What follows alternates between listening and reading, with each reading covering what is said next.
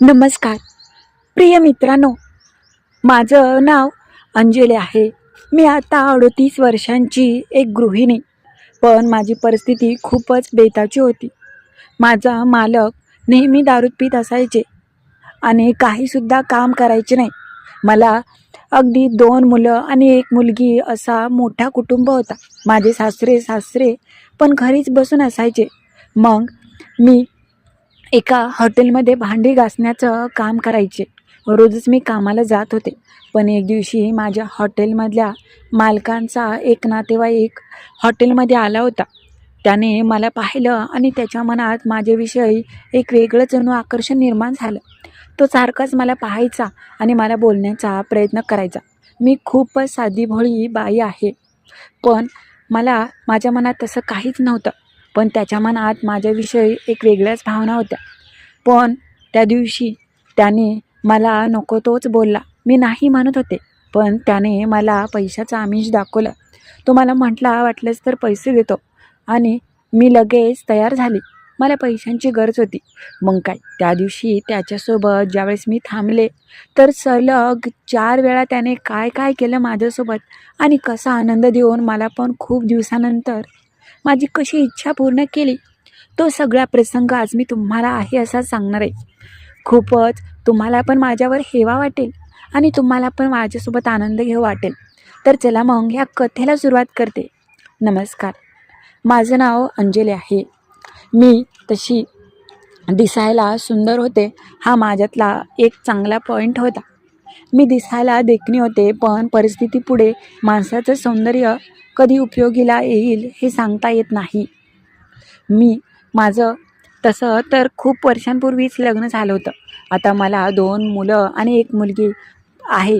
सासू सासरे पण आहेत. माझे मालक काहीसुद्धा काम करत नाहीत आणि मलाच करावं लागतं. तसं काही दिवस मी मात्र एका दुकानामध्ये कपड्याच्या काम करायचे.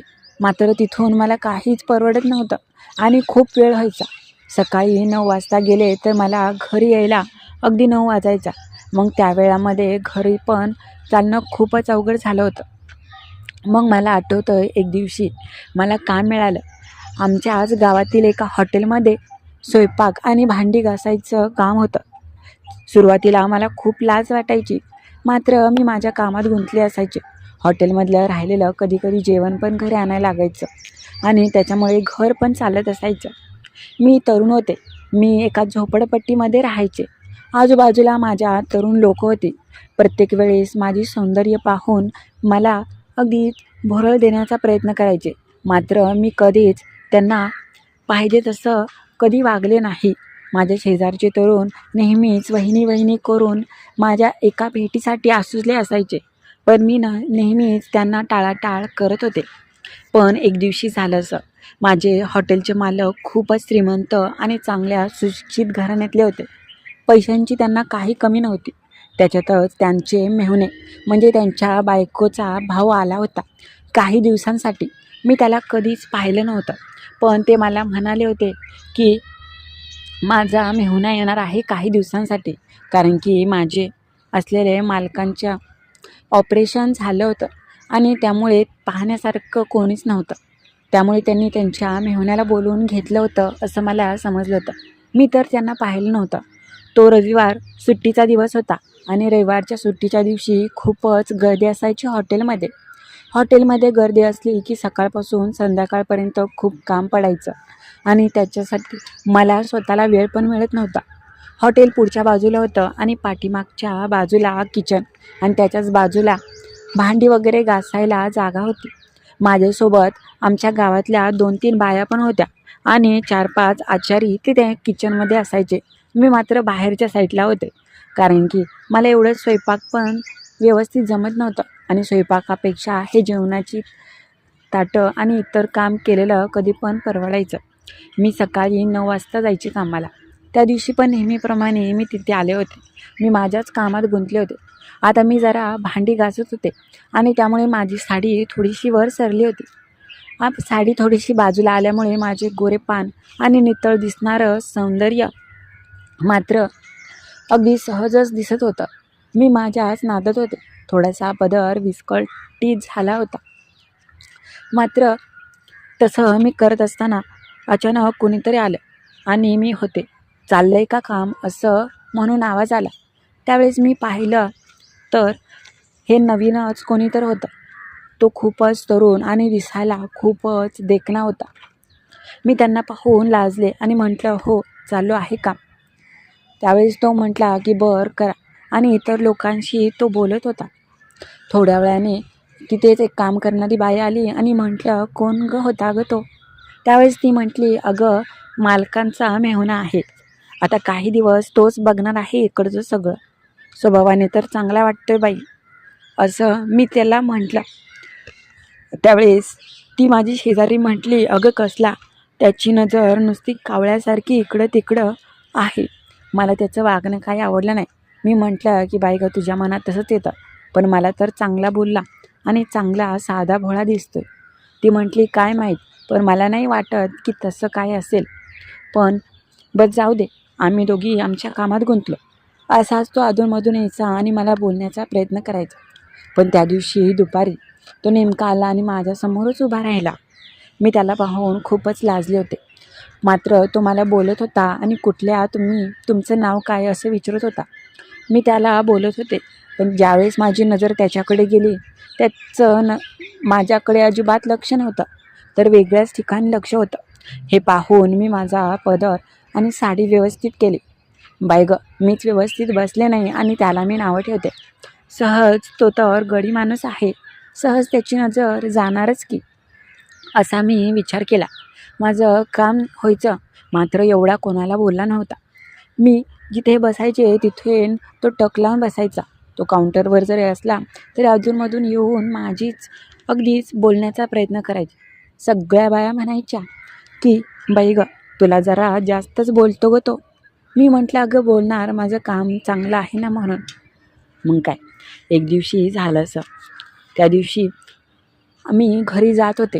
तशी मी लवकरच घरी जायचे, पण त्या दिवशी तो म्हटला की मी जाताना तुम्हाला सोडतो. मी म्हटले, नको मालक, मी जाईन की. तो म्हटला की अहो असू द्या, चला, माझं पण काम आहे, मी तिकडे जाणार आहे. हॉटेल बंदसुद्धा नव्हतं झालं. दिवस मावळला आणि माझी कामावरून सुट्टी झाली. त्यावेळेस मी पहिल्यांदाच त्याच्या गाडीवर बसून जात होते. त्यावेळेस तो मला म्हटला की घरी कोणी कोणी असतं. त्याने माझी विचारपूस केली. विचारपूसनंतर तो मला बोलू लागला. तो म्हटला की तुम्हाला एक बोलू का? राग नसेल येणार तर. मी म्हटलं की हां बोला ना. तो मला म्हटला की तुम्ही खूपच सुंदर दिसता. हे ऐकून मी खूपच आश्चर्यचकित झाले. तो म्हटला की लाजू नका, पण हे खरं आहे, मला तुम्ही खूपच आवडता.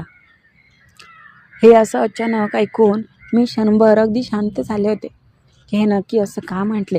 तो म्हटला की तुम्हाला अजून काय बोललं तर राग नाही येणार? मी म्हटले, नाही, बोला ना. त्यावेळेस तो बोलता बोलता म्हणाला की मला तुम्ही खूपच आवडू लागला आहात. मला खूप इच्छा आहे तुमच्यासोबत आनंद घ्यायची. मी म्हटले, हे बघा बाई, मी तशी नाही. तुम्ही माझ्याबद्दल तसा विचारसुद्धा करू नका. मी तशी बाई नाही. तो म्हटला की हो मला माहीत आहे, तरी पण बघा ना, मी तुम्हाला भरपूर सुख देईल आणि तुम्ही काही काळजी करू नका. वाटलेस तर थोडेफार पैसे पण देईल. मी म्हटलं की नाही, मला नाही ते आवडणार. असं म्हणतच मी तिथून घरी आले निघून.